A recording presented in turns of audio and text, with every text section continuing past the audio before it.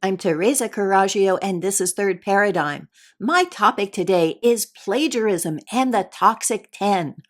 On my last episode, Tonic Masculinity goes viral. I got many lovely responses, and I'm going to be recounting some of those. In one of those, Marcus Bierce wrote, "Great, we have to find another word for viral though. Maybe wildfiral." I told him to slap a hashtag on that quick before somebody else did. I am all for changing the metaphors in our turns of phrase, especially ones that I think have been turned intentionally violent and sadistic. Instead of killing two birds with one stone, I use lighting two flames with one match. Rather than holding someone's feet to the fire, a torture metaphor that's been used in ads by Amnesty International, I now say throwing a wrench in a front-loading washer. And if you've seen the Substack version, you will get that joke. That is, again, what I'm going to be doing today after recounting a few other lovely comments. The always perceptive Gabrielle of Libre Solutions Network wrote, "It is frustrating to hear that you've been robbed of credit. My immediate thought went to wonder if this left washing is a deliberate attempt to pre-bunk your non-pejorative concept of masculinity among certain people. It seems like that was part of the problem with others warping the meaning. If the goal is to continue to keep people bitter and hateful of each other, it would make sense why such a concept would need to be removed from play. Hopefully I'm wrong about that, and that this is just a messy misunderstanding that will work itself out as people who know the true origin correct the record, or even that the new to many phrase ends up leading people to dig deeper. The best case scenario in my mind is that it can be a rallying cry for others to consider what tonic masculinity can be like, inspiring a constellation of creative works to share, express, and promote the idea." And that was exactly what I had in mind when I said, yes, please take this idea and propagate it. But in response to Gabe, I wrote, "It's pretty hilarious when you think about it.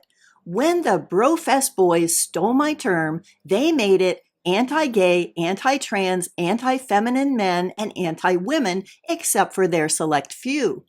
So they focused on masculine as opposed to feminine, rather than tonic as opposed to toxic, which they didn't believe in anyway. Then it got stolen from them by the gender equity woke police. Ha! And Eisenstein steals it from me, and just when the candidate he's campaign manager for steps down and throws his support to Trump, the Kamala Walz campaign steals it to defeat Trump, losing any particular favors he would have gained. So now my term is being used by both sides of a presidential campaign. How about hashtag poetic karma?" Jack Sirius, a longtime reader of Third Paradigm, expressed his concern. "I'm not a fan of dichotomies, most of which are false. The current most obvious false dichotomy being the continued use of left and right regarding political leanings. The problem with tonic toxic is that they are on a continuum. Every medicine is also a poison, depending only on the dose. And one person's tonic is another's poison, as some other original, unknown, unremembered word cobbler said."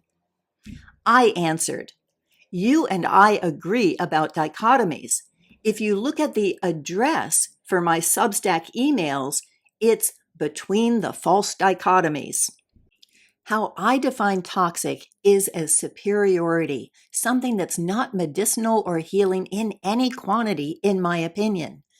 The Brofest boys define tonic masculinity as superiority, being more intelligent, principled, stronger, and more capable than women.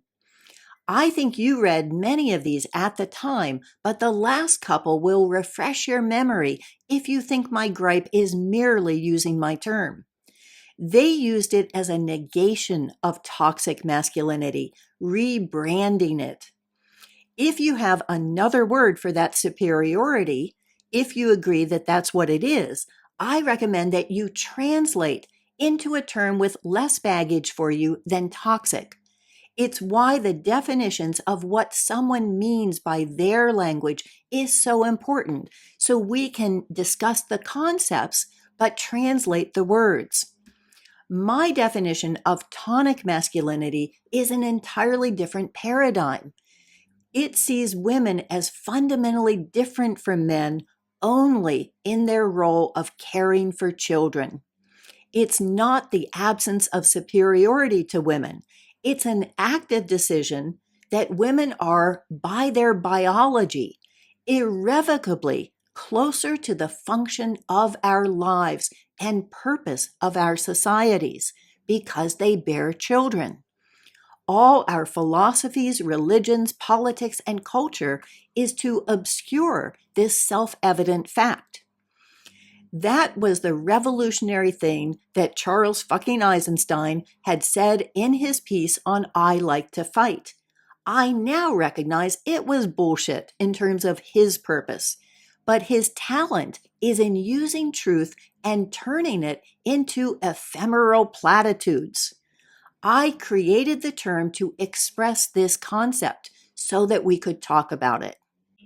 Mark Alexander from the cleverly named Ministry of Truthiness wrote that this quote from Jay, the original person who plagiarized my term, seems to sum up what's going on here. Competition between men is basic to masculinity, Teresa.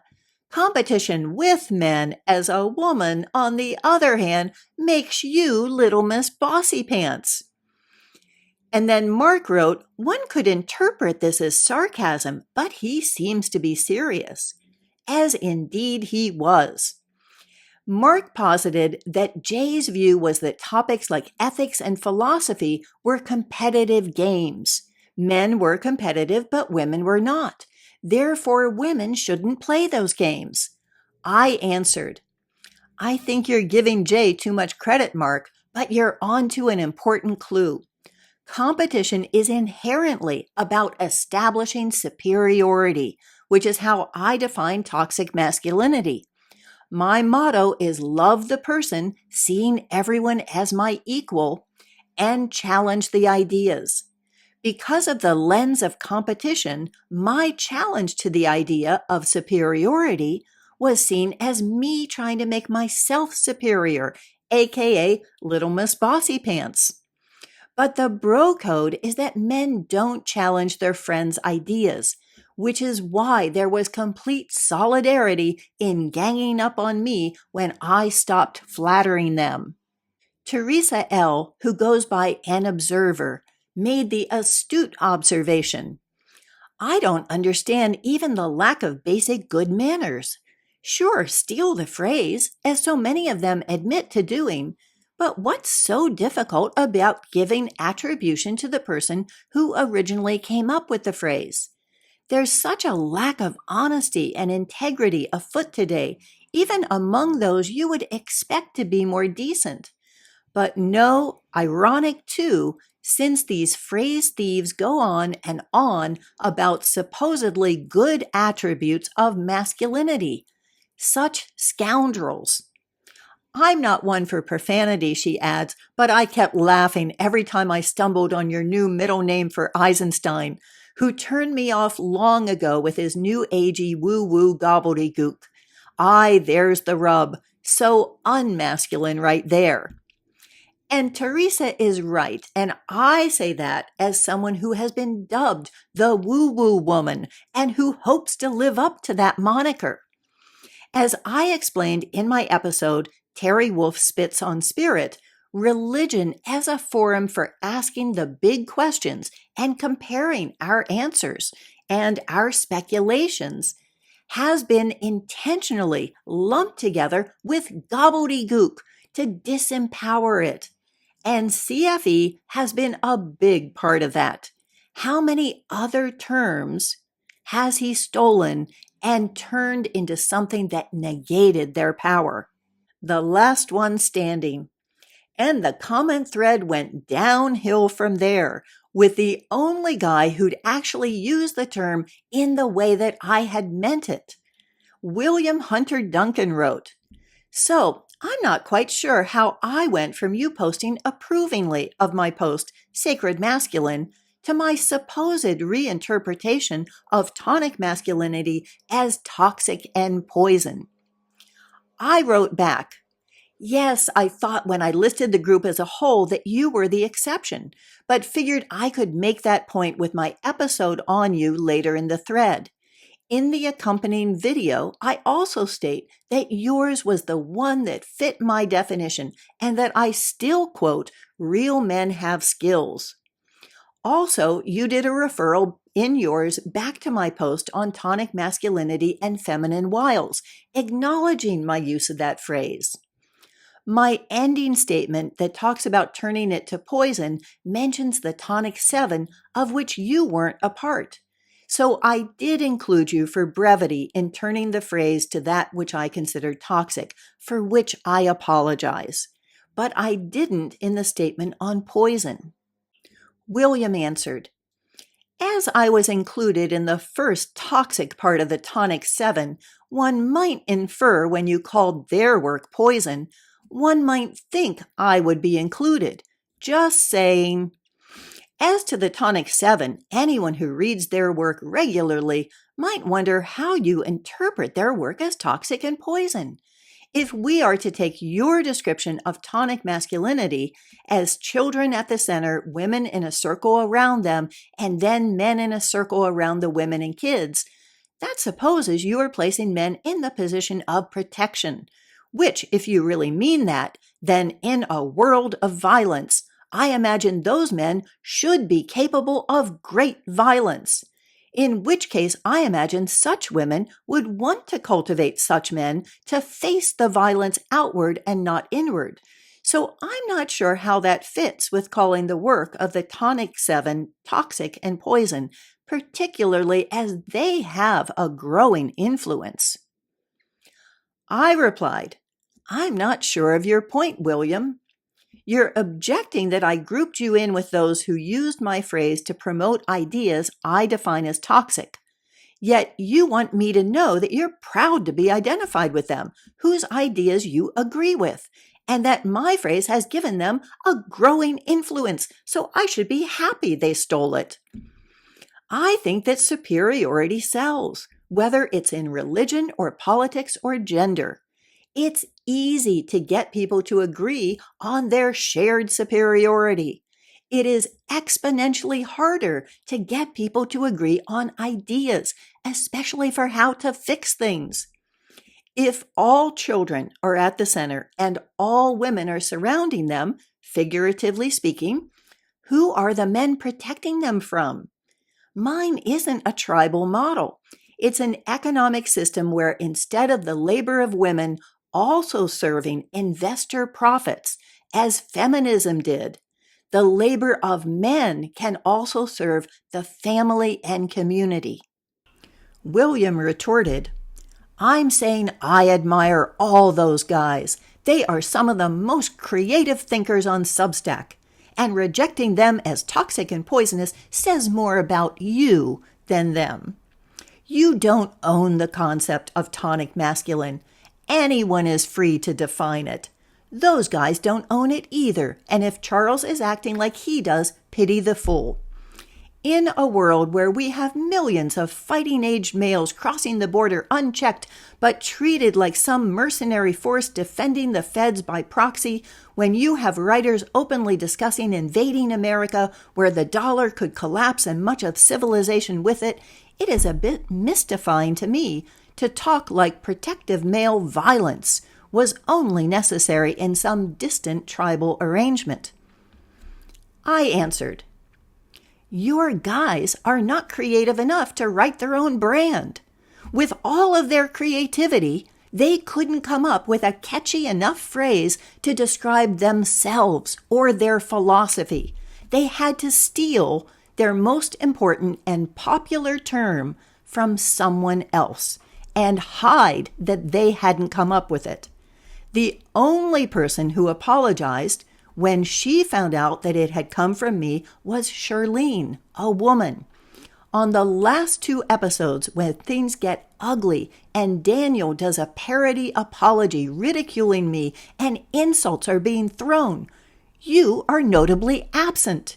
Is that tonic masculinity to you?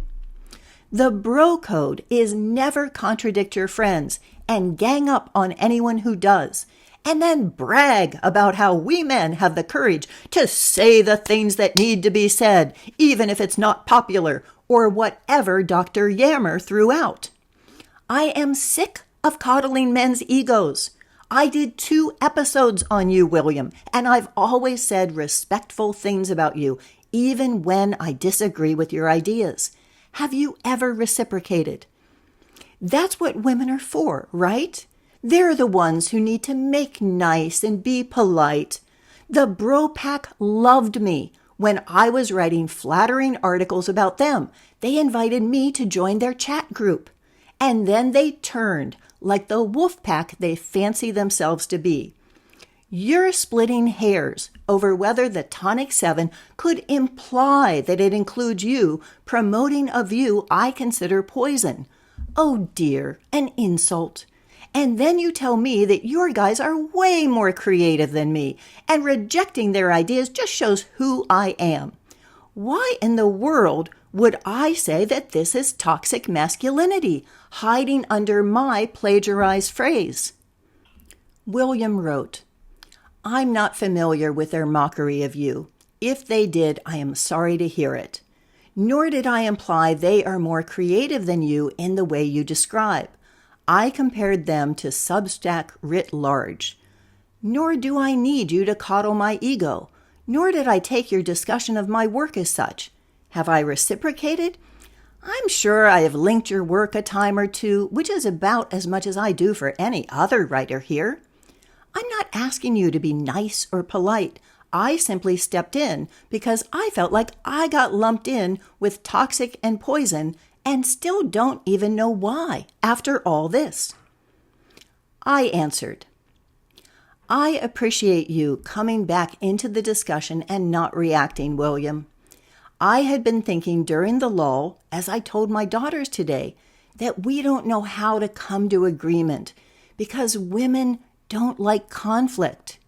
And men think insults are the same as disagreeing on ideas in both directions, as taking disagreement as an insult and giving insult as disagreement.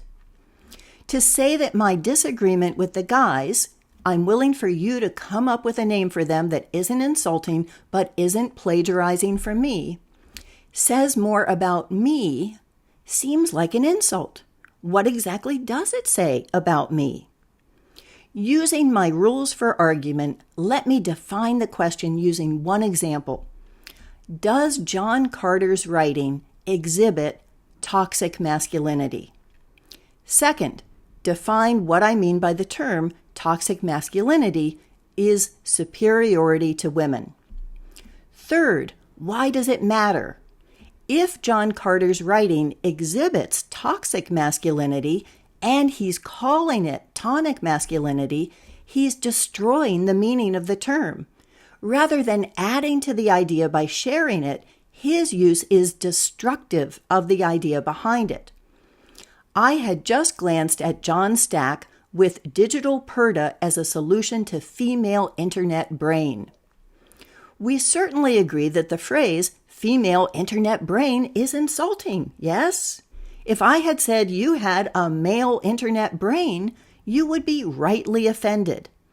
But John goes on. His subtitle reads, Women have been driven insane by social media. Could the answer be as simple as banning selfies? So John is declaring women insane and is suggesting that men should take control and ban selfies. And this is from someone who posts anonymously with a different thumbnail. As you know, this is a pretty common theme of his. If a woman were to talk about the impact of social media and selfies on women, that would be talking about ideas. When John does, he's speaking from a position of superiority to women. That's what I define as toxic. He calls them insane. He says their brains are different than men. That is insulting them rather than talking about ideas. Do you disagree? William responds, I think he is talking about some women.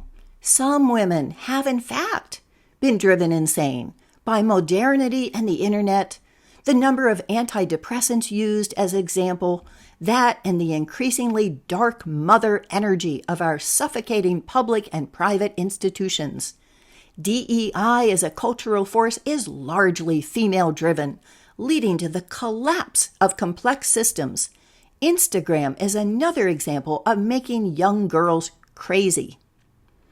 There is increasingly a push in the West to effectively criminalize criticizing feminism and women, literally calling it extremism, treating it like terrorism.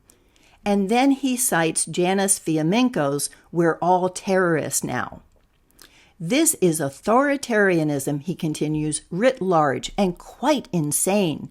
No man I am familiar with has ever suggested women should be treated like terrorists for criticizing men. At the same time, I have listened to most of the Tonic 7 episodes, and sometimes I'm at a loss. What does this have to do with tonic masculine? They call themselves that, I note, still, but do not really speak to it directly, which is a pity. I asked William, you've seen my episode on Fiamenko, right? And then I linked the Michael Sarian myth of the terrible mother. I think our purpose is to push back on the systems trying to control us, and that trying to control others is contradictory to that. Once you've given yourself the right to judge others and tell them that they're the problem, you've tacitly accepted their right to tell you you are the problem. Superiority has to be renounced in all forms, and John Carter and the Toxic Seven embrace their superiority to women. And women who are seeking the approval of men, like Fiamenko and the interviewer on the bro pill, are the most vicious to other women of all. William shot back, and this is where I think you are collapsing into a feminist, postmodern, progressive, deconstructive, Southern California framework of female empowerment, while acting like anyone who questions that is a misogynist. I answered, apology retracted, for having lumped you into those presenting toxic masculinity and calling it tonic, rather than responding to my arguments, which didn't attack you, but presented a logical discourse on blaming systems and why we should do that instead of labeling each other and blaming each other. You came back with 6 labels for me. It's like you wanted to provide a textbook perfect example of men perceiving disagreement with their ideas as insulting them and insulting their challenger as a clever rebuttal of their ideas. I keep giving you the benefit of the doubt, William, but character attacks are not the same as logical arguments. And logical arguments against your points are not character attacks. Resorting to name-calling is juvenile, just like the religious fundamentalist I argued with. And why change what I'm claiming as toxic masculinity, defined as superiority to women, into misogyny? Is it because you realize that John and the Toxic Seven have said actually is superiority, so you can't argue against that, and instead want to argue that I'm saying they hate all women? That's not what I said when I defined the question or the terms in it. It's introducing a straw man, arguing back against something I never said. William responds, calling Fiamenko the most vicious to women at all was the point where I lost interest. You have an absolutist streak. You seem to want to make enemies of a lot of people on Substack who should be your allies. I answered, I'll quote from my episode on Fiamenko. Janice calls herself a retired English professor when she realizes in her 40s that her life purpose was to love and look after a man. They encourage women of average intelligence to skip the academics and career and go straight to looking for a husband. Yet they don't stake their own self-worth and reputation on this. To their podcast audience, their credentials lie in their former status in the masculine worlds of academia and medicine, and they make sure you know it. If someone told you, William, that unlike them, you were of average intelligence and should skip academics and a career because they would be wasted on you, would you call that vicious? I quote Janice, "Feminism will not be defeated until women join with men to throw it into the garbage bin of history.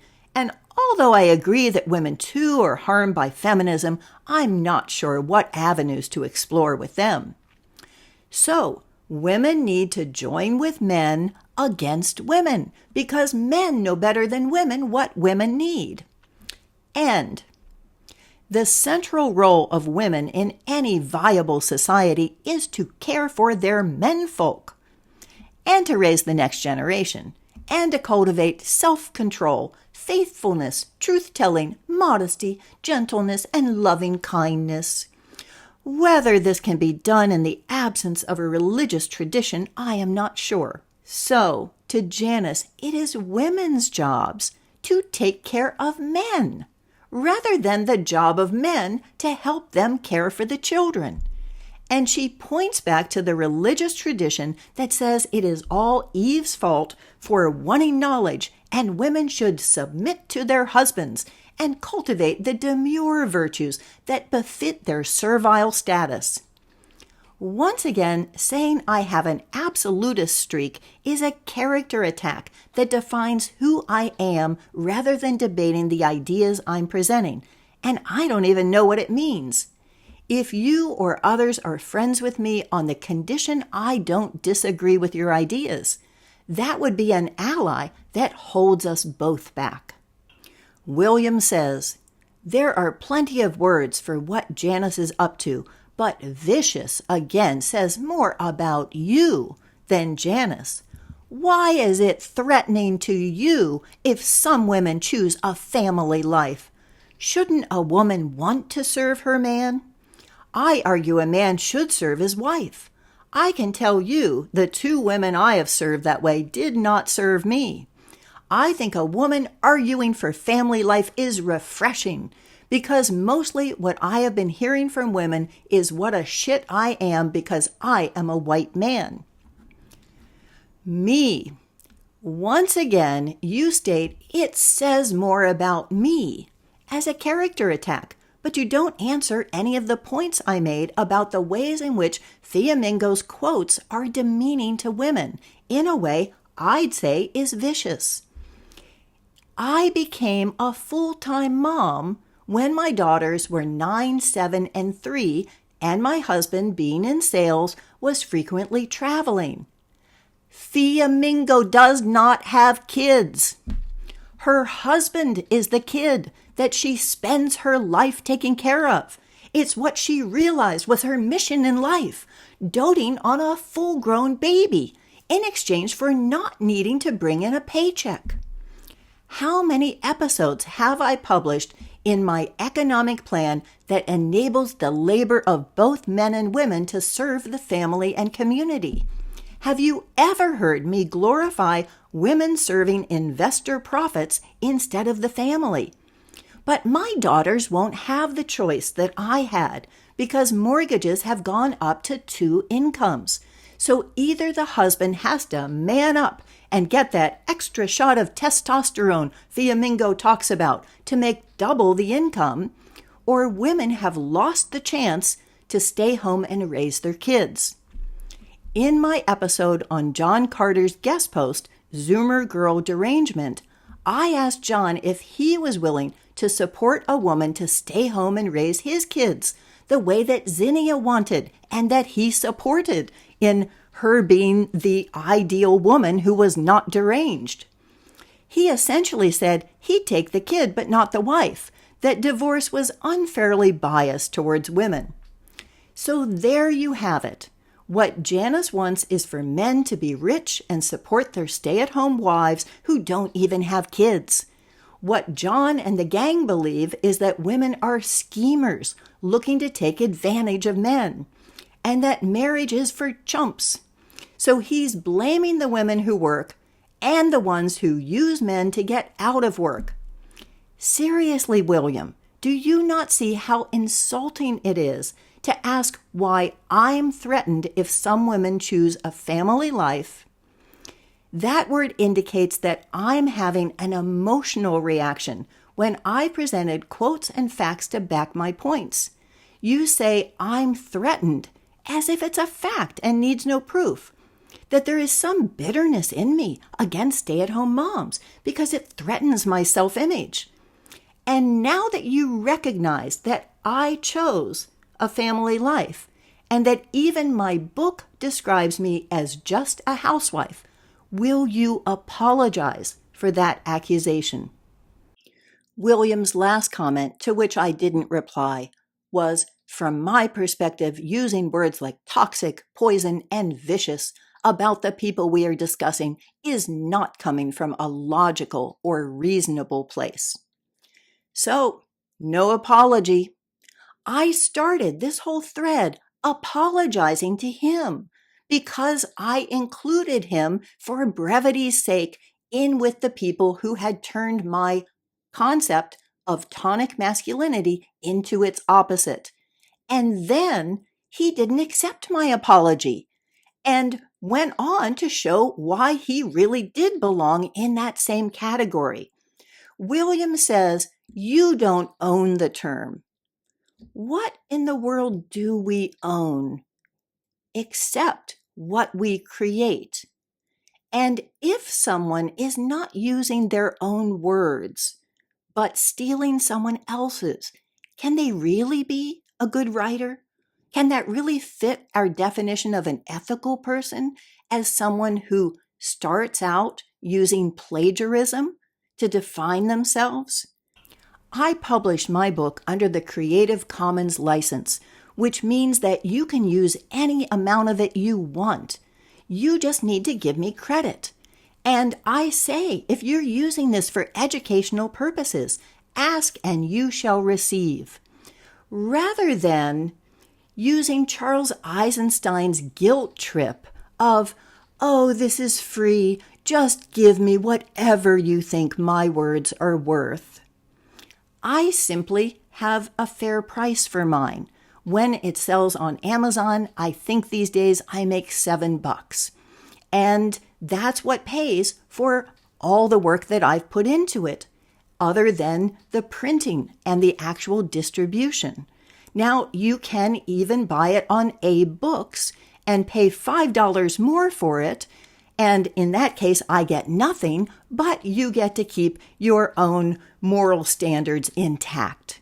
So this is a way of being able to share ideas, and that's what we should be doing. But we should not be stealing and plagiarizing someone else's words and then attaching our ideas to them. And for two more that I had mentioned in this episode that I guarantee you are very entertaining, here is Michael Tsarian and the Myth of the Terrible Mother, and this is the one on John Carter's guest post, Zoomer Girl Derangement. Thank you for watching.